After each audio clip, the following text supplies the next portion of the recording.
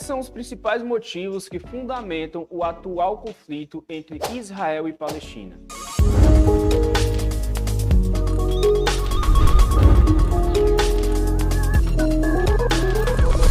Esse provavelmente foi o assunto mais comentado desde a última semana, especificamente desde o sábado, dia 7, quando a faixa de Gaza, ou Hamas, lançou uma série de ataques contra o território de Israel. Muito provavelmente você deve ter se perguntado, deve ter vindo aí uma série de questionamentos sobre esse conflito, e se você assistir esse episódio até o final, é justamente isso que eu vou te explicar. Primeira coisa é que, embora esse conflito esteja sendo tratado como um conflito atual, porque ele está ocorrendo nesse momento, a história entre Israel e Palestina é muito antiga, e se você for atrás de conferir esses detalhes referentes aos dois povos, você vai bater lá na Bíblia para precisar compreender qual é a origem desse conflito. Então, embora você esteja vendo no noticiário todas essas informações dessa ofensiva violenta, a gente não está falando necessariamente de um ataque que começou agora, mas a gente está falando de uma sequência histórica de conflitos que elas têm basicamente uma origem bíblica, mas no contexto atual nós podemos mencionar a criação do Estado de Israel em 1948. Eu sei que pode já estar parecendo um pouco confuso, mas fica calmo que eu vou te explicar tudo no detalhe. A primeira coisa para você saber é que tanto o islamismo como o cristianismo e o próprio judaísmo são três religiões monoteístas que compartilham uma ideia, uma base em comum. Compartilham uma ideia a respeito do quê? A respeito de uma origem bíblica. São três religiões que vão bater lá em Abraão se você for atrás de entender as suas origens. E é a partir desse entendimento bíblico que nós precisamos tomar uma referência. Não necessariamente trazendo aqui a Bíblia como um documento religioso, mas querendo trazer um certo caráter histórico que pode ser mencionado. Dito isso, vamos lembrar agora do povo hebreu. Você que fez a escola dominical, você que fez primeira Eucaristia, você que fez crisma, você que teve de certa forma uma vida religiosa, provavelmente você já ouviu falar do povo hebreu. Talvez você saiba do que se trata, ou você realmente não é uma pessoa ligada à religião, mas de fato a gente precisa recorrer a esse caráter histórico. Vitor, e quem é esse povo hebreu? Esse povo hebreu que nós acabamos de mencionar, que você aprendeu na escola dominical, é o mesmo povo hebreu que dá origem ao povo judeu. Então nós estamos falando do mesmo povo, mas obviamente que em períodos históricos diferentes, certo? O povo hebreu habitava ali a região da Palestina, Palestina essa que foi ocupada pelo Império Romano. Aí você também precisa estar com as aulas de história em dia, né? Você que aprendeu sobre o Império Romano sabe que o Império Romano ele se expandiu bastante, dominou a Europa, dominou ali parte do norte da África e também chegou a ocupar até mesmo a Ásia, inclusive a região da Palestina. Uma ótima referência que nós podemos pegar, inclusive, é que algumas passagens bíblicas falam a respeito de quem? Falam a respeito do Império Romano. A gente tem inclusive aquela conhecida passagem onde Jesus fala: dá de César o que é de César. Professor, e o que é que ele está querendo se referir com aquilo ali? Se você for olhar o mérito teológico do negócio, você vai conseguir compreender que aquela passagem provavelmente era sobre o pagamento de imposto. Dá de César o que é de César, ou seja, pague os impostos a Roma. Então só essa passagem já serve como uma referência para você perceber o quê? Que o território da Palestina, dentro de um contexto histórico, tinha a habitação do povo hebreu, que viria a ser o povo judeu, mas esteve controlado, esteve dominado pelo Império Romano. Devido aos atritos que você pode mencionar a respeito do povo hebreu e do Império Romano, nós tivemos conflitos que levaram ao que nós chamamos de diáspora. Professor, o que seria diáspora? Diáspora seria a dispersão dos judeus pelo mundo. Essa dispersão que, na verdade, foi algo forçado pelo Império Romano, que tira o povo dessa região, que seria a sua própria terra natal, e eles precisam agora se espalhar pelos restantes dos continentes. Você vai ter muitos judeus subindo ali para a Europa, você vai ter judeus se espalhando um pouco para a Ásia, você vai ter muito judeu indo para os Estados Unidos. O fato é que eles vão sair da sua terra natal e passam a ocupar outros territórios. Dando um salto temporal, essa dispersão dos judeus faz com que eles ocupem outros territórios e que, inclusive, eles despertem alguns receios de outras populações, de outras nações. Vi de exemplo a ascensão da minha Alemanha nazista e a perseguição aos judeus, a perseguição contra esse povo que ficou conhecida como antissemitismo. Eles se espalharam e, de certa forma, existia um certo receio fundamentado com base em preconceitos que levaram ao que nós chamamos de Holocausto na Segunda Guerra Mundial. Ok, eu sei que eu dei um salto histórico. Eu estou vindo do Império Romano, da diáspora do povo judeu para a Segunda Guerra Mundial. Mas se eu for te contar toda a história aí, a gente vai precisar de vários episódios do Vim Te Atualizar. Mas até então, acho que dá para você compreender. Professor, dá uma retomada aí. Estamos falando da Palestina, do seu caráter histórico. Estamos falando do povo judeu, do povo muçulmano e até mesmo do povo cristão, que tem uma origem bíblica em comum. Essas religiões são todas religiões monoteístas. Estamos falando até mesmo da Bíblia, tomando como referência algumas passagens históricas, e estamos agora no ponto onde o povo judeu passou por uma diáspora que foi expulso da sua terra pelo Império Romano e, espalhando-se pelo mundo, ocuparam a Europa. Em 1945, no meu contexto de Segunda Guerra Mundial, passaram também pelo Holocausto, que nós podemos chamar essa perseguição do povo judeu de antissemitismo.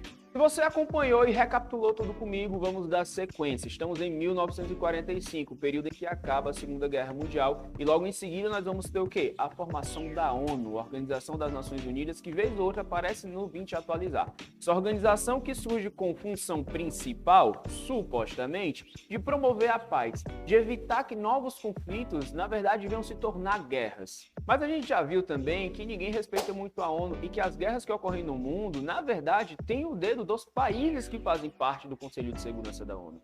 E essa ONU, uma organização que surgiu para promover a paz, é na verdade a principal responsável por esse conflito que existe entre Israel e Palestina, que dura até os dias de hoje. Mas por que a ONU tem um papel importante nisso? Porque a ONU ela vai ser responsável pelo que nós chamamos de Plano de Partilha da Palestina, a solução de dois estados. Ela pretende agora, pós-Holocausto, criar um estado para o povo judeu naquela terra da qual eles foram expulsos. Essa terra seria a Palestina. E aí você colocaria os judeus de volta no seu território. Esse movimento que vai levar os judeus de volta para sua terra, nós vamos chamar de movimento sionista. Isso com a referência no Monte Sião, que também é uma outra referência bíblica. E é aí que o problema começa a ficar bem complicado. Quando o povo judeu começa a querer retornar para essa sua terra natal, para essa terra prometida, essa terra não ficou desocupada. Quando eles foram expulsos de lá, não é como se ninguém tivesse habitado. Aquele território ele foi habitado, e ele foi habitado por quem? Pelos muçulmanos. Aquele território, da mesma forma que foi palco de eventos importantes para o cristianismo e para o judaísmo, se torna palco de eventos importantes para o islamismo por conta da pregação do profeta Maomé. Então muitos muçulmanos começam a habitar aquela região, se convertem, criam raízes ali. Na verdade, você vai ter uma ocupação dos muçulmanos milenar naquele território, porque é mais de 1000 anos depois que os judeus estão querendo voltar. Então eles estão querendo voltar para um território que eles saíram anos antes, só que esse território agora está ocupado por quem? Pelos muçulmanos. E obviamente que os muçulmanos não vão querer dividir esse território assim de graça. Se a gente continuar, observa que eu falei o quê? Muçulmano. Tem uma diferença entre árabe e muçulmano que você precisa estar ciente. Quando eu me refiro à palavra muçulmano, eu estou me referindo a um caráter religioso. Professor, quem é muçulmano? Muçulmano é aquela pessoa que se converte ao islamismo, que professa o Islã, que tem o islamismo como religião. E professor, quem é árabe? Árabe é aquela pessoa que nasce na Península Arábica, que está inserido na cultura árabe, que fala a língua árabe. É uma questão de etnia e até mesmo de árvore genealógica. Então, para você entender, eu, professor Vitor, eu posso ser muçulmano, basta eu me converter ao islamismo, mas eu não posso ser árabe. Não tem ninguém na minha genealogia que é árabe, beleza? Então esse é um termo importante para você saber as devidas diferenças. Obviamente que os dois termos caminham juntos. Quem nasce na região do Oriente Médio, quem nasce dentro dessa cultura árabe, tem uma grande possibilidade de seguir o islamismo, mas não são necessariamente a mesma coisa. É a mesma situação de você pegar um exemplo do Brasil. Quem nasce aqui no Brasil tem uma grande possibilidade de seguir alguma vertente do catolicismo. Mas voltando para o nosso Estado de Israel e a sua criação. O plano de partilha da Palestina estabelecido pela ONU queria criar um Estado para o povo judeu, seria esse o Estado de Israel, e a Palestina para o povo muçulmano, mas os muçulmanos não gostavam disso. E na prática, esse território de Israel vai ser criado, o país de Israel vai ser criado em 14 de maio de 1948, a contragosto dos muçulmanos, que perderam mais de metade do seu território. Desde então, de 48 em diante, meu amigo, foi só conflito, foi só ladeira abaixo. Imagina que tomaram teu território contra a tua vontade. A tua inclinação principal vai ser combater, vai ser tentar recuperar. Então os muçulmanos, eles estão desde 1948 combatendo contra Israel em busca de reaver territórios. Porém, os caras não ganharam uma. Se você pegar os mapas de 1948 e o mapa de hoje em dia, você vai observar que cada vez mais que o território palestino e que os muçulmanos tentavam reivindicar alguma coisa com Israel, Israel comia um pedaço maior do território deles. Então a produção, inclusive, vai subir aqui para vocês o quê? Um mapinha do antes e do depois do território da Palestina com a divisão. Esse mapa, que está em algum lugar aqui da tela, você consegue observar o quê? Que ele é um mapa que promoveu uma expansão territorial de Israel ao longo das décadas e uma diminuição territorial de quem? Dos muçulmanos palestinos. Então, para você entender aqui também outra coisa, a pauta desse conflito não é uma pauta meramente religiosa, porque o judeu não gosta do muçulmano. Embora muitas vezes eles não se gostem, mas eles também podem viver pacificamente. A pauta principal é uma pauta territorial, porque um tomou o território do outro. Fora que eles reivindicam a posse da cidade de Jerusalém. Jerusalém, que segundo a ONU, deveria ser considerada uma cidade internacional, uma cidade que é sagrada, inclusive, para as três religiões, judaísmo, cristianismo e islamismo. E de Jerusalém também é um negócio complicado, né? Dito isso, agora podemos continuar para compreender o conflito atual. Gente, nós temos dois territórios principais na região da Palestina, que seria a faixa de Gaza e a Cisjordânia. A faixa de Gaza, que é liderada, governada pelo Hamas, é uma faixa estreita. Você consegue conferir isso no mapa. Estou dando muito trabalho para a produção hoje, pedindo para subir alguns mapas, né? Produção, te vira. A faixa de Gaza, que é comandada pelo Hamas, que já perdeu muito território, está agora em uma ofensiva contra Israel e que foi respondida por Israel em si. Agora eu fico me perguntando algumas coisas. Depois de sofrer tantos ataques, os caras vão lá e lutam novamente. A cabeça deles deve pensar, pô, apanhei durante décadas, mas agora vai. Será que agora vai? Meus alunos muitas vezes me perguntam assim, professor, quem o senhor acha que vai vencer? Israel ou Palestina? Israel ou Gaza?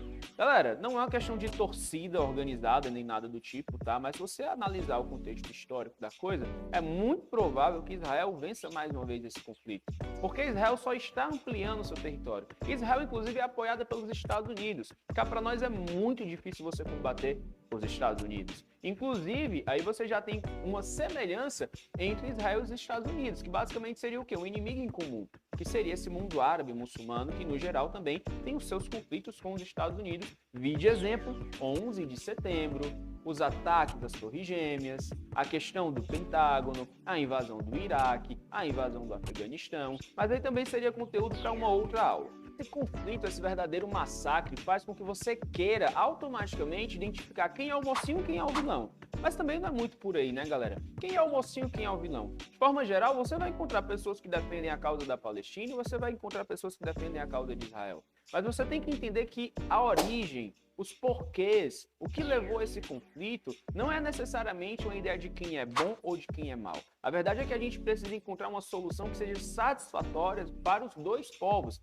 E obviamente que isso é bem complicado. Se essa solução não chega, você vai tendo essas atrocidades sendo cometidas dos dois lados. Não adianta que você querer colocar apenas um lado como sendo o principal responsável ou algo do tipo. Um questionamento que me fizeram em sala de aula que eu preciso trazer aqui para vocês. Professor, Israel sempre atacou a questão do povo palestino, sempre atacou faixa de Gaza, Cisjordânia. Agora, a faixa de Gaza, o Hamas, atacou Israel. Por que existiu uma comoção internacional diante disso? Primeiro, porque os ataques foram muito violentos e são os maiores ataques desde o Yom Kippur de 1973. O Yom Kippur foi um outro conflito que ocorreu entre os dois povos, onde, no dia do perdão, o dia do Yom Kippur, o mundo árabe lançou uma ofensiva contra Israel, achando que iam ganhar porque era um dia de folga para a galera. Mas, no final das contas, não ganharam nada, Israel continuou com seu mesmo território. Mas, além dessas atrocidades, você está tendo um ataque que está vindo da faixa de Gaza para Israel. Se você tomar a ideia de que Israel seria um queridinho internacional, até mesmo porque foi reconhecido pela ONU, foi criado pela ONU, traz uma comoção maior. E aí você vai querer identificar, Israel é o mocinho, e o povo palestino, faixa de Gaza, o Hamas, que é o grupo que comanda a faixa de Gaza, seriam os vilões. A gente não está trabalhando aqui com a ideia, galera, de bem ou mal, de mocinho ou vilão. Por isso que eu estou dando todas essas explicações para você identificar que o assunto é muito muito mais complexo. Essa complexidade é tanta que você tem que saber que Israel foi criado para ser um Estado judeu. Ele foi criado dentro de uma pauta religiosa. E cai aí uma ideia muito equivocada de que Israel seria uma teocracia conservadora. Nada disso. As pessoas podem pensar que Israel é um país que vive de oração, jejum, devoção, conexão com o divino. Só que, na verdade, Israel é um país extremamente progressista e liberal. Quando você pensa em Israel, você tem que pensar em uma das maiores democracias liberais que nós temos. Vou te dar alguns exemplos. Em Israel, o aborto é legalizado desde a década de 70. Em Israel, você tem uma das maiores paradas do orgulho LGBTQIA+. Inclusive, em Israel, nós também tivemos um alvo de ataque que foi uma festa rave, atacada pelo Hamas. Eu acho que com esses exemplos você consegue observar que em Israel eu não tenho um país que é inteiramente religioso, eu não tenho um país que vive uma teocracia conservadora, eu tenho um país que é bem avançado dentro das pautas progressistas liberais em assuntos que, inclusive, são verdadeiros tabus dentro do mundo ocidental. Vi de exemplo a questão do aborto Brasil ou em qualquer outro país do continente americano que costuma ter essa situação dentro de um âmbito bem delicado. As informações que eu te dei, creio que já são suficientes para você entender o conflito atual. Eu acho que você consegue compreender a origem, você consegue entender os desdobramentos que são identificados agora.